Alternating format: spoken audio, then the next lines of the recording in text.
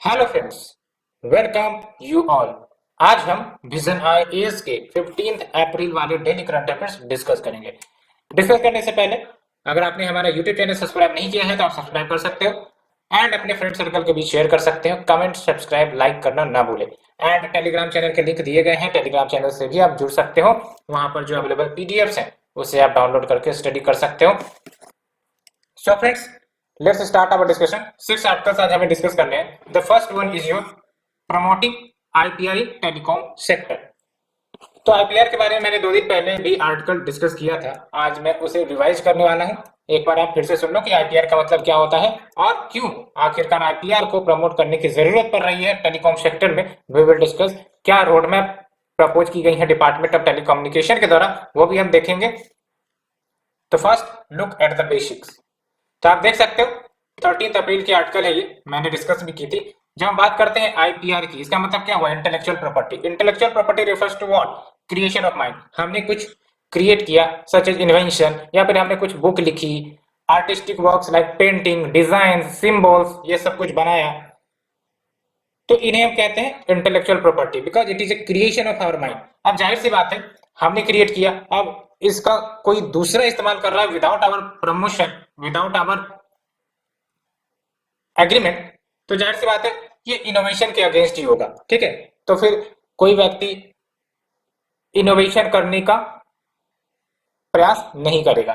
That's why जो भी intellectual property create किए जाते हैं पर्सन्स के द्वारा, उनको प्रोटेक्ट करना जरूरी होता है। और उनको प्रोटेक्ट करने के लिए हम लाते हैं पेटेंटिंग का कंसेप्ट, है ना। पेटेंटिंग आपने सुना होगा कि हमने कोई प्रोडक्ट बनाया, उस पर हम पेटेंट कर देते हैं सो दैट इसका एक्सक्लूसिव अधिकार जो क्रिएटर है उसके पास रहे एंड अल्टीमेटली उसके परमिशन के बिना कोई दूसरा या थर्ड पार्टी इन प्रोडक्ट्स का इस्तेमाल कहीं भी नहीं कर सकता है। ठीक है, तो we have the IPR and intellectual property के बारे में हमने जाना। ठीक है, जैसे कॉपीराइट्स देखते हो, ट्रेडमार्क देखते हो, जैसे कोई फिल्म बनाई गई उस पर आपका कॉपीराइट का कंसेप्ट होता है, कोई बुक है उस पर भी आपका कॉपीराइट का कंसेप्ट होता है। तो ये सब आपके इंटेलेक्चुअल प्रॉपर्टी में आ जाते हैं। और इंटेलेक्चुअल प्रॉपर्टी को मेजर करने के लिए एक इंडेक्स होता है, ग्लोबल इनोवेशन इंडेक्स। ठीक है, ग्लोबल इनोवेशन इंडेक्स कौन जारी करता है? तो जो आपका वर्ल्ड इंटेलेक्चुअल प्रॉपर्टी ऑर्गेनाइजेशन है along with Cornell university and institute, ये बेसिकली जीआईआई जारी करते हैं एंड अल्टीमेटली ये डिफरेंट नेशंस को रैंक करते हैं based on the innovation performance, innovation ecosystem, based on 81 different indicators. तो होप ये आपका जो इंटेलेक्चुअल प्रॉपर्टी से रिलेटेड कंसेप्ट है वो पता चल गई होगी। और अल्टीमेटली आप रैंक भी याद रख सकते हो कि जो 2021 में आपका जो ग्लोबल इनोवेशन इंडेक्स में भारत की रैंकिंग रही है वो 46 नंबर पर रही है। ठीक है, एंड चलिए अब लौटते हैं हम अपने आर्टिकल पर। अब बात करते हैं promoting IPR in telecom sector, आखिरकार जरूरत क्यों पड़ रही है। तो पहली बात तो ये आपको ध्यान में रख लें कि जो भी हम टेलीकॉम इक्विपमेंट्स यूज करते हैं, ठीक है, तो मोस्टली हम इंपोर्टेड मटेरियल्स को यूज करते हैं। यानी कि जो ग्लोबल सप्लाई चेन में इंडिया का शेयर है for telecom equipments, it is very लो। कितना? तो देख सकते हो less than 1%। When we talk about global supply chain, तो इसका मतलब क्या होता है, इसको भी आपको समझना जरूरी होगा। जैसे फॉर एग्जांपल ये मैंने कुछ एक सर्कल लिया, एक दूसरा सर्कल लिया और एक तीसरा सर्कल लिया। ठीक है, अब यहाँ पर मैंने देश को डिमार्केट कर दिया 1 2 3 4 5। इसमें कंट्री 1, कंट्री 2, यहाँ पर इंडिया ले लो, चाइना ले लो, यूएस ले लो। ठीक है, और ये मैं टेलीकॉम इक्विपमेंट्स के सप्लाई चेन की बात कर रहा हूँ। ठीक है, अब जाहिर सी बात है जो भी टेलीकॉम इक्विपमेंट्स बनाए जाते हैं डिफरेंट देशों के द्वारा, उसको एक्सपोर्ट किया जाता होगा। ठीक है, तो चाइना कुछ एक्सपोर्ट करता होगा, यूएस कुछ एक्सपोर्ट करता होगा, कंट्री 1 कुछ एक्सपोर्ट करता होगा, इंडिया भी कुछ एक्सपोर्ट करता होगा। लेकिन इंडिया का जो शेयर है वो कितना है? Less than 1%।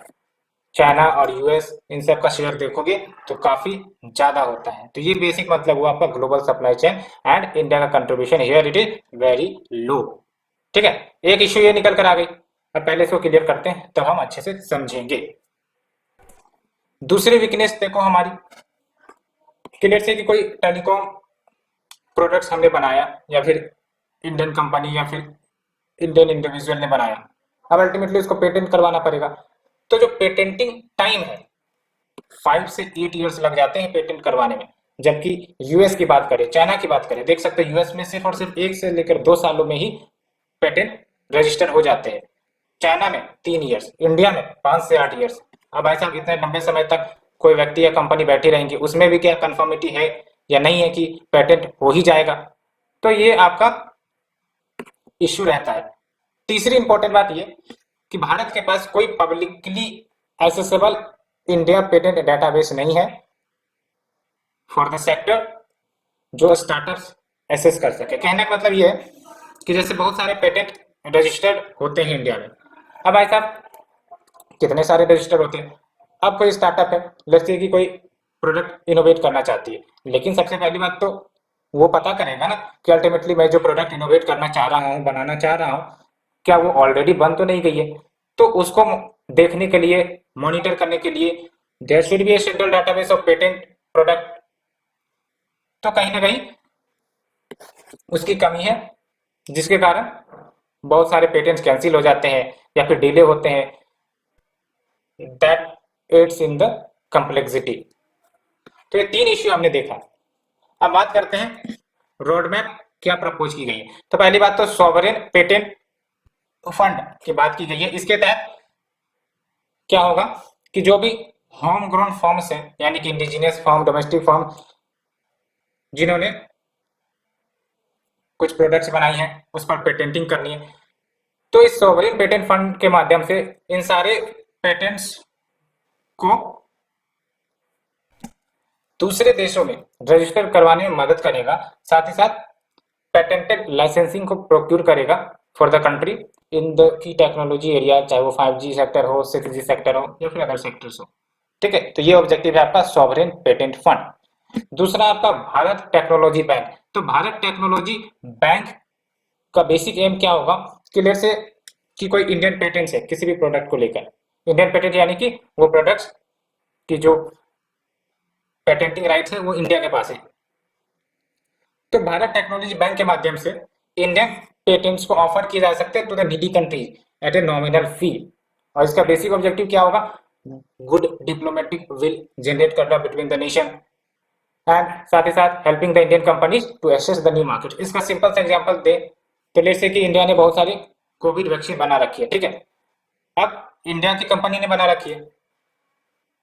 अब जाहिर सी बात है कि ये कोविड वैक्सीन बिना इंडियन कंपनी के परमिशन के दूसरे देश में तो इस्तेमाल नहीं होगी।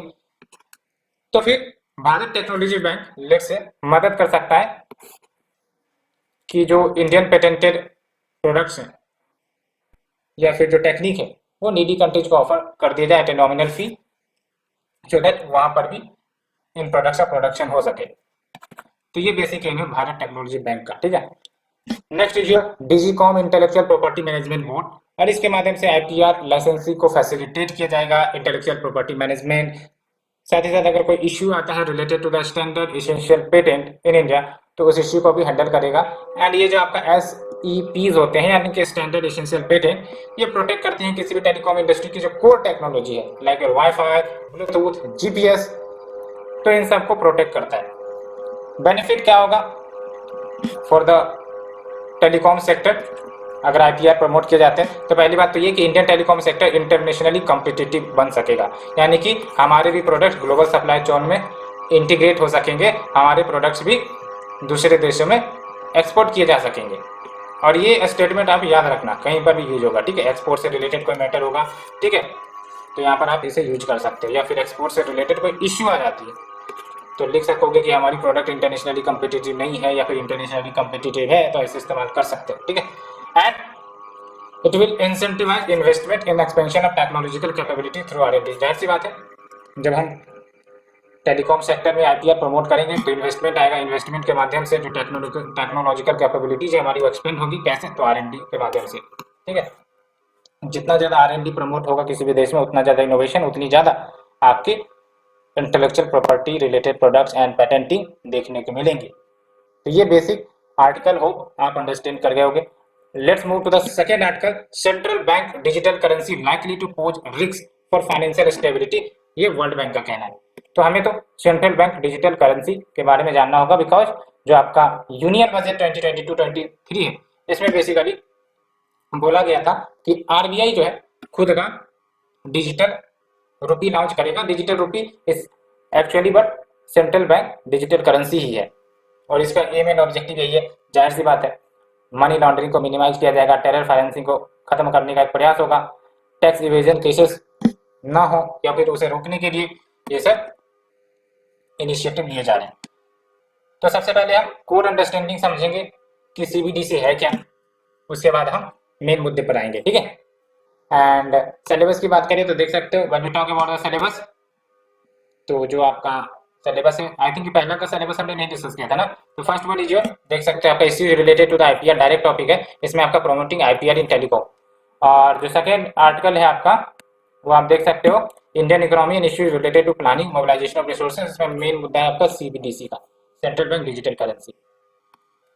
तो ये जो आपका सीबीडीसी है एक प्रकार से मान के चलो सेंट्रल बैंक यानी कि किसी भी देश के जो सेंट्रल बैंक है वो इसे इश्यू करेगा। अब आगे फिर पढ़ो डिजिटल यानी कि डिजिटल फॉर्म में क्या करेंसी, ठीक है। तो सेंट्रल बैंक डिजिटल करेंसी नाम से पता चल गया आपको। तो इसका मतलब ये हुआ क्योंकि ये आरबीआई या फिर किसी देश का सेंट्रल बैंक इश्यू करेगा, it will be a legal tender, है ना, which will be at par with the currency of that country, ये ध्यान रखना है। और ये इश्यू किया जाएगा सेंट्रल बैंक के द्वारा डिजिटल फॉर्म में, और ये आपका सेम होगा just like your fiat currency यानी कि which is backed by the government. जैसे जो हम करेंसी यूज करते हैं, these currencies are fiat currency because these are backed by the central government, या फिर यू कह सकते हो सेंट्रल बैंक। आपने देखा होगा आरबीआई गवर्नर के सिग्नेचर होते हैं, this is backed by the government, ठीक है। एंड जाहिर सी बात है जिस प्रकार से हम फिजिकल करेंसी को 1 to 1 एक्सचेंज करते हैं, it will also be exchangeable 1 to 1 with the fight currency, but इसका सिर्फ फॉर्म डिफरेंट है। कैसे? बिकॉज जो अभी करंट हम करेंसी इस्तेमाल करते हैं वो फिजिकल करेंसी के रूप में होती है, और सीबीडीसी का बेसिक एम यही होगा कि ये सब के सब आपका डिजिटल करेंसी में हो, बाकी सब आपका सिमिलर है, same value, and it is also legal tender and it will be also fight currency, ठीक है। लीगल टेंडर मतलब क्या होता है? जिसे रिजेक्ट नहीं किया जा सकता व्हाइल मेकिंग द पेमेंट, उसको हम कहते हैं लीगल टेंडर, ठीक है। तो होप इसके बारे में आप समझ गए होंगे। अब चलते हैं थोड़े फर्दर डिटेल्स के बारे में। तो जो आपका सीबीडीसी है इसको डिजिटली क्रिएट किया जा सकता है, रिकॉर्ड किया जा सकता है ऑन सेंट्रलाइज और डिसेंट्रलाइज लेजर। आप हमें बताओ जो आपके क्रिप्टो करेंसी होते हैं वो आपके सेंट्रलाइज लेजर होते हैं या फिर डिसेंट्रलाइज लेजर होते हैं? सोचो थोड़ा सा, डिसेंट्रलाइज होते हैं, दैट्स व्हाई गवर्नमेंट इसको रेगुलेट नहीं कर पाएंगी। समझ में आया? गवर्नमेंट नहीं कर पाती रेगुलेट बिटकॉइंस को because these are decentralise, deregulated. And types of CBDC की बात करें तो एक तो आपका होलसेल सीबीडीसी हो गया। होलसेल सीबीडीसी नाम से पता चल रहा है इसके तहत जो एसेस है, सर्कुलेशन है ऑफ दीज सीबीडीसी वो रेस्ट्रिक्टेड होगी to certain class of agent, जैसे बैंक ही इस्तेमाल कर सकेंगे, सेलेक्टेड फाइनेंशियल इंस्टीट्यूशन से इस्तेमाल कर सकेंगे। द सेकंड कंपोनेंट इज जो रिटेल या फिर जनरल पर्पस सीबीडीसी, नाम से पता चल रहा है it will be accessible and will be in circulation to wider class of agents like the individuals we and you, we can use these. and CBDC के न्यूमरस बेनिफिट्स होते हैं economy के रेस्पेक्ट में। तो क्या बेनिफिट्स होते हैं, क्योंकि क्वेश्चन यहाँ पर आपका सीबीडीसी क्या है और सीबीडीसी के बेनिफिट्स क्या होंगे, यहाँ से ही क्वेश्चन बनते हैं बेसिकली। क्या चैलेंज है, तो एक वर्ल्ड बैंक का चैलेंज आप लिख दोगे कि हाँ वर्ल्ड बैंक ने कहा है कि वैसा सेंट्रल बैंक डिजिटल करेंसी ये आपका रिस्क पोज करती है फाइनेंशियल स्टेबिलिटी के लिए, तो चैलेंज के रूप में लिख सकते हो, कंक्लूजन के रूप में। तो देख सकते हो according to the world bank introduction of CBDC ये कहीं ना कहीं फाइनेंशियल स्टेबिलिटी को रिस्क पोज कर सकता है, फाइनेंशियल इंटीग्रिटी या फिर डाटा प्रोटेक्शन एंड प्राइवेसी को रिस्क पोज कर सकता है, अलॉन्ग विद साइबर रेजिलियंस। तो उसके लिए तो वैसा साइबर स्ट्रेंथनिंग की जरूरत है ही है। कोई भी चीज जब हम डिजिटली इनिशिएट करते हैं तो पहली मुख्य जो प्रयास होनी चाहिए साइबर सिक्योरिटी, ठीक है, साइबर रेजिलियंस सिस्टम, ये सब होनी चाहिए। तो ये हमने डिस्कस किया। अब आप देख सकते हो यूनियन बजट 2022-23 में जो मिनिस्टर ऑफ फाइनेंस है कौन है, आप हमें बताओ कमेंट सेक्शन में। इन्होंने अनाउंस किया था कि जो आरबीआई है वो खुद का डिजिटल रुपी लॉन्च करेगा so that money laundering, terror financing, tax evasion इन सबको खत्म कर सके।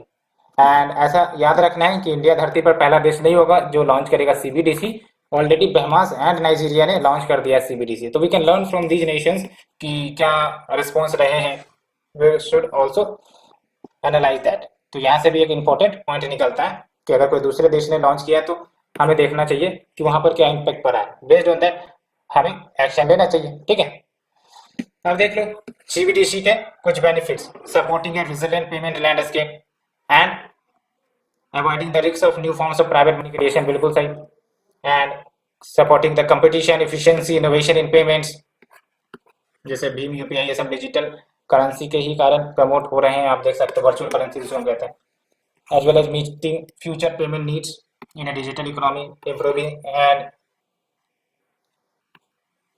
the availability and usability of central bank money, addressing the consequences of decline in cash as a building block for better cross border payment। ये अच्छे से याद रखना, ठीक है, as a building block for better cross border payments। So friends, हमने second article detail से discuss किया। Let's move to the third article, Indo French dialogue on bilateral defence cooperation concludes in Paris. तो आपका जो Indo French dialogue अभी organise हुई थी on the topic bilateral defence cooperation, Paris में conclude हुई है। फ्रेंच की कैपिटल ही है पेरिस, ठीक है। अब इसको समझने से पहले कहीं ना कहीं हमें बेसिक के बारे में जानना पड़ेगा। सबसे पहली बात तो जो फ्रांस का मैप है उसे देख लेते हैं। देख लो आप, ये आपका फ्रांस है और यहीं पे आपका कैपिटल है इसका पेरिस, लेकिन फ्रांस के साथ साथ मैं आपको इबेरियन पेनिनसुला का मैप दिखा रहा हूँ बिकॉज यहाँ से क्वेश्चन आया। ये है आपका टोटल इबेरियन पेनिनसुला, ठीक है, ये ध्यान रखना है। बिकॉज पेनिनसुला मतलब क्या, surrounded by water body from three sides. तो एक तरफ आपका अटलांटिक है, दूसरी तरफ आपका देख सकते हो बेल्वेरिक सी है, ठीक है, और तीसरी तरफ आपका मेडिटेरेनियन सी है। तो इसको पेनिनसुला भी रेफर किया जाता है, Iberian peninsula, IBERIAN, Iberian peninsula, ठीक है। और कुछ इंपॉर्टेंट लोकेशंस आप देख सकते हो यहाँ पर जो आपको पता होनी चाहिए। पहली बात तो स्पेन का कैपिटल कहाँ है, मद्रिद, और पुर्तगाल का कैपिटल कहाँ है, देख सकते हो लिस्बन। लिस्बन ट्रीटी का नाम आपने सुना होगा, बताओ आप हमें लिस्बन ट्रीटी आखिरकार है क्या। और देख सकते हो इस पर आपका पुर्तगाल मौजूद है, स्पेन तो है ही है, साथ ही साथ स्पेन बॉर्डर करता है फ्रांस के साथ। एंड अल्टीमेटली ये जो आप देख रहे हो बेलेरिक सी और Mediterranean sea, we have the Balearic island. तो बेलेरिक आइलैंड पूछ सकता है कि भाई साहब कहाँ पर है, तो मेडिटेरेनियन सी में, ईस्ट ऑफ स्पेन, ठीक है। तो ये जरूर ध्यान रखनी है। तो यहाँ पर तो हो गई, साथ ही साथ ये आप देखो ये गिब्राल्टर, ठीक है। तो गिब्राल्टर, ये जो आपका गिब्राल्टर लोकेशन है वो यूके का है, पहली बात तो ये। And we have the strait of Gibraltar. तो स्ट्रेट ऑफ गिब्राल्टर क्या करता है, मेडिटेरेनियन सी को कनेक्ट करता है नॉर्थ अटलांटिक ओशियन से, ठीक है। तो ये ध्यान रखना है। और ये जो आपका स्ट्रेट ऑफ गिब्राल्टर है सेपरेट करता है आपका स्पेन और मोरक्को को, ठीक है, या फिर कह सकते हो आपका अफ्रीका एंड यूरोप को। यहाँ से ये 4-5 पॉइंट यहाँ पे निकल रहा है। हालांकि डिस्कशन का टाइम थोड़ा सा ज़्यादा हो जाएगा because we are discussing the map as well, so कहीं ना कहीं आपको थोड़ा सा ज़्यादा टाइम देना पड़ेगा। सो फ्रेंड्स, ये हमने डिस्कस किया। अब थोड़ा सा चलते हैं बेसिक के बारे में, इंडिया फ्रांस रिलेशनशिप के थोड़े से बेसिक अंडरस्टैंडिंग। आपको पता होगा इंडिया और फ्रांस का रिलेशन काफी क्लोज है, काफी फ्रेंडली रिलेशन है दोनों की। और कैसे हमें पता चलता है, तो आप देख सकते हो 1998 में हमारी जो रिलेशनशिप है वो इम्प्रूव हुई थी स्ट्रेटेजिक पार्टनरशिप के लेवल पर। साथ ही साथ दोनों देश मल्टीपोलर वर्ल्ड का समर्थन करते हैं। मल्टीपोलर वर्ल्ड यानी कि कोई एक कंट्री ना हो जो ग्लोबल वर्ल्ड के रूल्स रेगुलेशन को डिसाइड करे, there should be the multipolar world, यानी कि multiple countries should contribute in deciding the global rules and regulations, ठीक है। तो पहले आपका टू पोलर वर्ल्ड होता था, एक तरफ यूएसएसआर और दूसरी तरफ यूएसए, ठीक है। तो कहीं ना कहीं आपने सुना भी होगा टू पोलर वर्ल्ड। अब जो है आपका बहुत सारे कंट्रीज पावरफुल बनते जा रहे हैं, एक तरफ चाइना निकल रहा है, यूएस, रशिया, इंडिया भी बिकमिंग पावरफुल। तो ये आप एग्जाम्पल यूज कर सकते हो कहीं भी। ये कीवर्ड अच्छे है, मल्टीपोलर वर्ल्ड, ठीक है, स्ट्रेटजी, पार्टनरशिप, सब कीवर्ड को ध्यान रखने की जरूरत है। क्लोज एंड फ्रेंडली रिलेशनशिप, ये सब कहीं भी यूज कर सकते हैं। एंड फिर आप देख सकते हो फ्रांस लगातार भारत का समर्थन करता रहा है। परमानेंट मेंबरशिप जो आपकी यूनाइटेड नेशन सिक्योरिटी काउंसिल होती है उसमें परमानेंट मेंबरशिप का दर्जा भारत को मिले, उसके लिए लगातार फ्रांस समर्थन करता रहा है। साथ ही साथ यूनाइटेड नेशन में रिफॉर्म्स की बात करें तो फिर वो भी फ्रांस समर्थन करता है। तो ये हमने डिस्कस किया फ्रेंड्स। अब चलते हैं बेसिक्स से एडवांस कॉन्टेक्स्ट के ऊपर। तो ये जो आपका 20th एडिशन था India France joint staff talk, जिसका फोकस वही था कि क्या न्यू इनिशिएटिव लिए जाए इन strengthening the bilateral defence engagement. और ये जो आपका इंडिया फ्रांस ज्वाइंट टॉक है, ये आपका फोरम है जो स्टैब्लिश की गई थी डिफेंस कॉपरेशन को इनहांस करने के लिए बिटवीन द नेशंस। कैसे? रेगुलर टॉक के माध्यम से at the strategic and operational level. And France basically fast growing India partner है इन द डिफेंस कॉपरेशन। आप समझ सकते हो, रफाल की बात करें, साथ ही साथ अदर सेक्टर में कंट्रीब्यूशन की बात करें, कॉपरेशन की बात करें, तो we will discuss one by one. और आप देख सकते हो इससे पहले इंडिया एंड फ्रांस ने एक रोड मैप भी तैयार किया था कि कैसे हम ब्लू इकोनॉमी के ऊपर कोलैबोरेशन कर सकते हैं और कैसे हम ocean governance that should be based on rule of law, इसके कॉमन विजन को अचीव कर सकते हैं। इस पर ही बात या रोड मैप तैयार की गई थी। एंड अगर हम बात करें India France area of corporation, तो देख सकते हैं एनर्जी कॉपरेशन के मामले में ये जो आपका इंटरनेशनल सोलर अलायंस आज आप देखते हो, ठीक है, मोर देन 100 कंट्रीज अभी बेसिकली साइन कर चुके हैं आईएसए को। ये ज्वाइंट इनिशिएटिव रहा है आपका इंडिया और फ्रांस का, और इसको लॉन्च की गई थी COP21 समिट ऑफ UNFCCC। और जाहिर सी बात है ये जो COP21 कॉन्फ्रेंस था UNFCCC का, यहीं से आपका पेरिस क्लाइमेट एग्रीमेंट निकल कर आया था। एंड अगर हम बात करें डिफेंस कॉपरेशन की, तो आप देख सकते हो इंडिया ने राफेल एयरक्राफ्ट परचेज किया है फ्रांस से, आपने सुना भी होगा। साथ ही साथ कॉन्ट्रैक्ट भी साइन किया है फ्रांस के साथ for the 6 scorpion submarine under the project 75। Project 75 is very important and it is all from France. And 6 scorpion submarine में कौन कौन से आ जाते हैं? वगीर, वागसी, आईएनएस खंडरी, करंज, बेला, ये सब कुछ नाम है आपके, ठीक है। एंड साथ ही साथ डिफेंस कॉपरेशन में ही आप देख सकते हो दोनों देश बाइनियल ट्रेनिंग एक्सरसाइजेस करते हैं। ये एक्सरसाइजेस काफी इंपॉर्टेंट है। गरुड़ एक्सरसाइज एयरफोर्स के बीच, वरुण एक्सरसाइज नेवी के बीच, शक्ति आर्मी के बीच, ठीक है।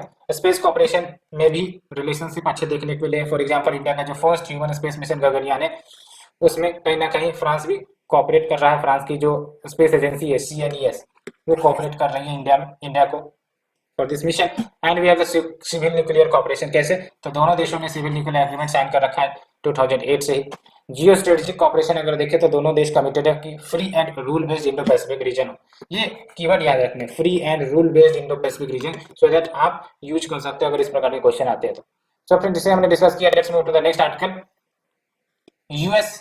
यूनाइटेड नेशंस ने कहा है early warning system must protect everyone within 5 years. ऐसा क्यों? क्योंकि आपको पता है कि क्लाइमेट चेंज काफी तेजी से हो रही है और अल्टीमेटली इसके नेगेटिव रिपरकशंस क्या है कि आपका एक्सट्रीम वेदर इवेंट देखने को मिल रहा है। तो जाहिर सी बात है वो उससे मिटिगेट करना है, अडेप्ट करना है, तो we should have proper early warning system.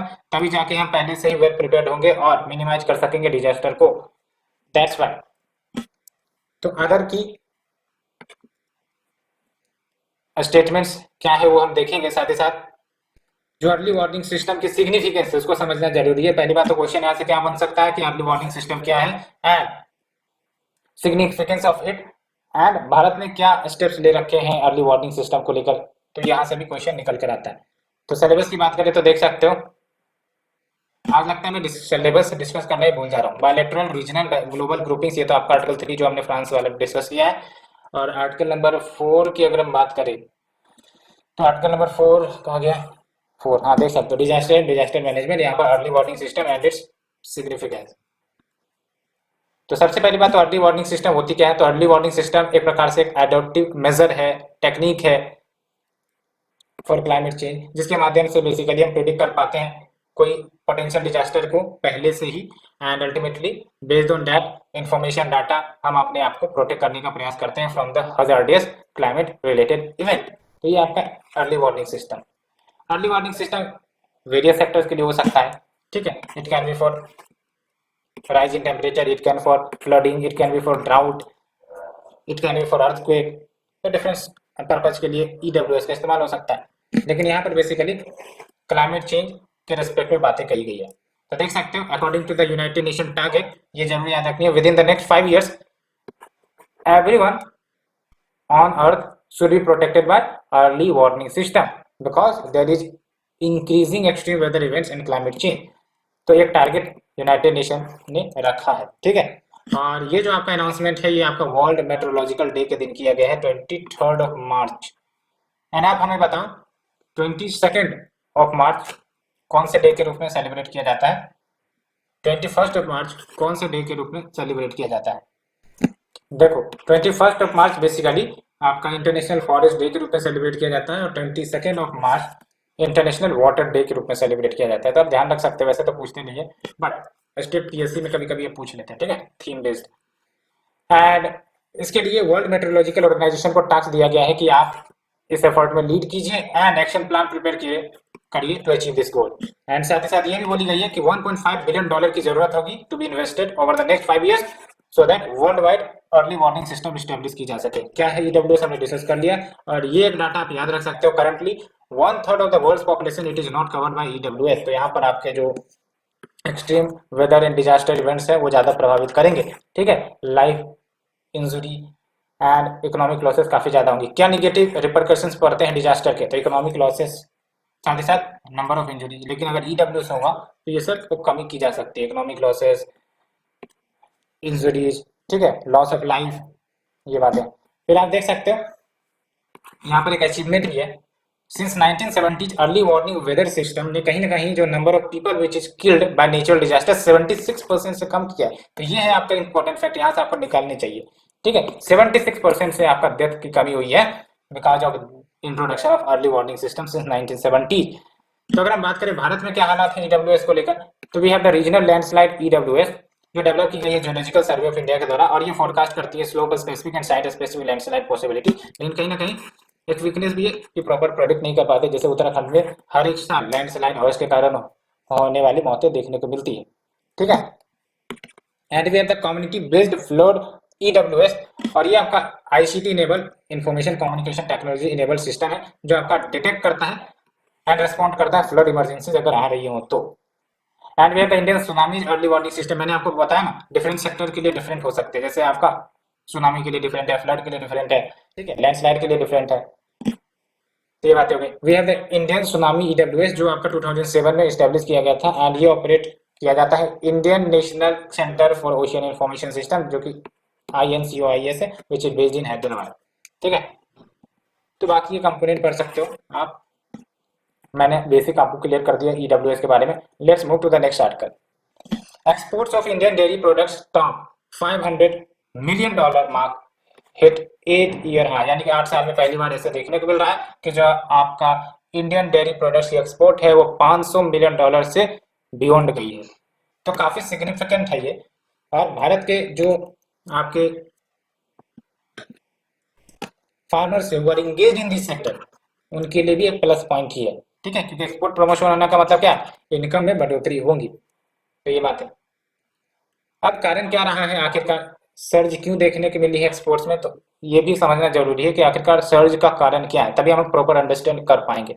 लेकिन उससे पहले हम सिलेबस डिस्कस करते हैं। तो सिलेबस आपका डायरेक्ट टॉपिक है वैसे अगर देखा जाए तो देख सकते हैं इकोनॉमिक्स ऑफ एनिमल रियरिंग, ठीक है, इकोनॉमिक्स ऑफ एनिमल रियरिंग, इसमें food processing and related industries in India, significant location, milk sector आपका है, एंड इसी को हम व्हाइट रिवोल्यूशन भी कहते हैं। आप हमें बताओ पिंक रिवोल्यूशन किसे कहते हैं, ठीक है, ग्रीन रिवोल्यूशन किसे कहते हैं, ब्लू रिवोल्यूशन तो आपको पता होगा, एंड ब्लैक रिवोल्यूशन किसे कहते हैं, ये आप हमें बताओ।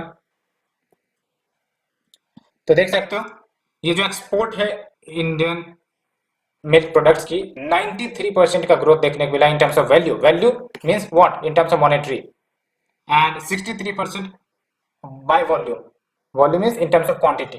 तो देख सकते हो 93% in terms of value and 63% in terms of volume का ग्रोथ हुआ है for the financial year 2022 over the same period a year ago. आखिरकार सर्च का क्या कारण है यहाँ समझना जरूरी है। पहली बात तो डिमांड में बढ़ोतरी हुई है, ठीक है, चाहे वो आपका कमोडिटी हो या फिर आपके वैल्यू एडेड डेयरी प्रोडक्ट्स हो, यानी कि डायरेक्ट मिल्क या फिर आपके मिल्क एडेड डेयरी प्रोडक्ट्स, इन दोनों के डिमांड में बढ़ोतरी हुई है। साथ ही साथ ग्लोबल प्राइसेस में बढ़ोतरी हुई है, ये भी ध्यान रखना है। अब जैसे जैसे ग्लोबल प्राइसेस बढ़ेंगे मिल्क के, तो जाहिर सी बात है in terms of value export तो बढ़ती हुई दिखेगी ना, दैट्स वाई। एंड साथ ही साथ ये भी आपको समझना पड़ेगा जो डेयरी रिच कंट्रीज है ना, जैसे इंडोनेशिया सब हो गया, ये सब डेयरी रिच कंट्री है, डेयरी प्रोडक्ट्स काफी ज्यादा बड़ी मात्रा में ये लोग बनाते हैं, बट जो इनपुट कॉस्ट आ रहा है like your feeding cost, fertiliser shortage, ये सब देखने को मिल रही है, इसके कारण आपका जो ओवरऑल कॉस्ट है प्रोडक्ट की बढ़ती जा रही है। तो कहीं ना कहीं जो कंज्यूमर है उसको खरीदना महंगा पड़ जाएगा, तो किधर आएगा, वहां पर आएगा जहां पर थोड़े लो कॉस्ट में प्रोडक्ट मिल जाते हैं, तो जाहिर सी बात है उसका इम्पैक्ट कहाँ पर आएगा, भारत में। This enhance the demand for Indian dairy product, वही बात है, ठीक है। साथ ही साथ आप देख सकते हो एडिशनली फॉलोइंग इनिशिएटिव जो लिए जा रहे हैं to strengthen the Indian dairy sector. पहली बात तो ये समझ लो आप कि इंडिया जो है फर्स्ट रैंक करता है मिल्क प्रोडक्शन के मामले में। 20% of the world population, 20% of world production India contribute करता है, ठीक है, 20%। और ये जो आपका मिल्क सेक्टर है लगभग 80 मिलियन पीपल को एम्प्लॉय या फिर रोजगार देती है, 80 मिलियन यानी कि 8 करोड़ पीपल। तो अगर इनिशिएटिव्स की बात करें तो we have the dairy processing and infrastructure development fund, और इसके माध्यम से सब्सिडाइज लोन दिया जाता है at the rate of 6.5% to the capital stress milk cooperative, so that ये अपने आप को रिवाइव कर सके। And we have the animal husbandry infrastructure development fund, जो मदद करता है to increase the meat processing capacity and product diversification.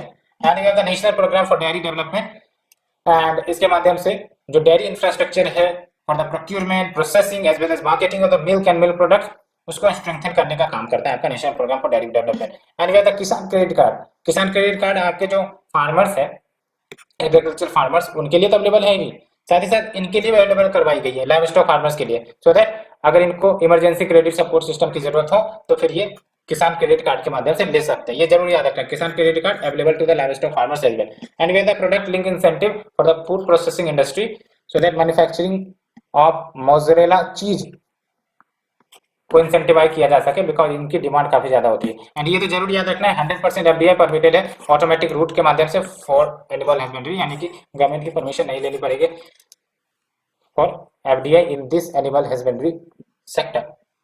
एक होता है ऑटोमेटिक रूट, एक होता है गवर्नमेंट रूट। गवर्नमेंट रूट में क्या होगा, गवर्नमेंट की परमिशन लेनी पड़ेगी। ऑटोमेटिक रूट यानी कि नो परमिशन नीडेड, ठीक है। तो ये ध्यान रखिए। Let's move to the last article friends. Ayushman Bharat digital mission, national health authority seeks innovative solution to build national digital health ecosystem. ये नेशनल डिजिटल हेल्थ इकोसिस्टम और ये जो आपका आयुष्मान भारत डिजिटल मिशन, ये दोनों है क्या हम डिस्कस करेंगे। लेकिन आप हमें बताओ नेशनल हेल्थ अथॉरिटी के अभी फिलहाल सीईओ कौन है, आरएस शर्मा, ठीक है। तो ये जो आपका नेशनल हेल्थ अथॉरिटी है, इन्होंने एक प्रकार से एक्सप्रेशन ऑफ इंटरेस्ट फ्लोट करवाया है जो भी टेक्नोलॉजी प्रोवाइडर्स हैं कि वो इनोवेटिव सॉल्यूशन प्रोवाइड करें for the Ayushman Bharat digital mission. ये जो आपका एनएचए, ये जरूर याद रखना, it is responsible for implementing ABDM. And ये जो आपका एबीडीएम है, इसका मकसद क्या है कि भाई साहब एक ऑनलाइन प्लेटफॉर्म क्रिएट करो जो इंटरऑपरेबल हो with in the digital health care ecosystem, ठीक है। यानी कि जैसे मैंने आपको बताया था ना डिजिटल हेल्थ आईडी, तो ये सब आपके इसमें आ जाता है। एंड आप देख सकते हो ये जो पार्टीज हैं, यानी कि जिसकी बात अभी हमने की ऊपर, it shall provide the solution as a service not at no cost. ये जरूर इंपॉर्टेंट याद रखना, ठीक है। कंट्रीब्यूशन कुड बी फॉर, तो किस फील्ड के लिए कंट्रीब्यूशन हो सकता है बाय दिस पार्टी, तो यूनिफाइड हेल्थ इंटरफेरेंस के फील्ड में। तो बेसिकली ये एक डिजिटल प्लेटफॉर्म होगा which will be similar to the unified payment interface, जो इंटरऑपरेबिलिटी को फैसिलिटेट करेगा between various digital solution. And we have the health claims protocol. इसके तहत जो हेल्थ प्रोवाइडर्स हैं वो सबमिट कर सकते हैं अपने ई क्लेम्स को on this platform which will be received by the payers for processing. And we have the software as a service. It is an ex hospital information system, health lockers, ये सब आ जाते हैं। open source solution, it deals with software pertaining to software as a service या फिर any other tool which may be used to healthcare provider। तो ये simple है, आपको इतने डिटेल में जाने की जरूरत नहीं, बस ऊपर से याद रखना है कि आपका कंट्रीब्यूशन किस किस फील्ड में किए जा सकते हैं। तो we can have this, we can have this, we can have this, we can have this. Advantage is of collaboration, तो जहां पर भी कोलैबोरेशन से रिलेटेड कीवर्ड आएगा आपको क्या ध्यान रखना है, it will speed up the development of the digital health ecosystem. साथ ही साथ डिजिटल पब्लिक गुड्स अवेलेबल करवाए जा सकेंगे to the public and private entities. ये बातें हैं, ये देख लो आपका क्या क्या कंपोनेंट है आपके एबीडीएम के पॉलिसी, इसमें आपका सब आ जाते हैं, डॉक्टर्स, ठीक है, regulators, program managers, state governments, central government, hospitals, clinic, सबके डाटा मिल जाएंगे यहाँ पर। तो एडमिनिस्ट्रेटर्स में ये हो गए, नॉन प्रॉफिट ऑर्गेनाइजेशन में ये हो गए, हेल्थ केयर प्रोफेशनल में ये हो गए, एलाइड प्राइवेट एंटिटीज में ये हो गए, प्रोवाइडर्स में ये हो गए। सो फ्रेंड्स, ये हमने डिस्कस किया all these articles, hope you understood. आज के लिए इतना ही friends, thank you very much for the discussion.